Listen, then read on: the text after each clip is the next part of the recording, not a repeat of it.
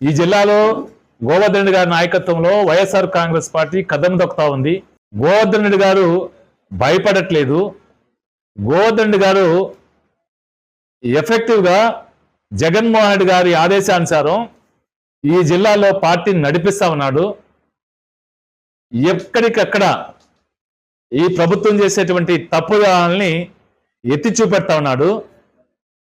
ఈ అన్యాయాల్ని గలవింపి మాట్లాడుతున్నాడు నిర్భయంగా. మరి అలాంటి వాడిని అనగదొక్కితే, అలాంటి వాళ్ళని అక్రమ కేసుల్లో ఇరికిస్తే మిగతా వాళ్ళందరూ కూడా భయపడతారు. మరి ఎవరైతే ఆయన భయపెట్టాలని ఒక దురుద్దేశంతో మళ్ళీ 4వ ముద్దాయిగా గోవర్ధన్ రెడ్డి గారిని పెట్టారు.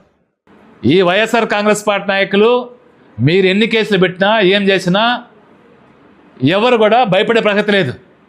మీరు డే 1 నుంచి కేసులు పెడుతున్నారు, డే 1 నుంచి ఇబ్బందులు పెడుతున్నారు. ఆయన ఎవరు భయపడట్లా.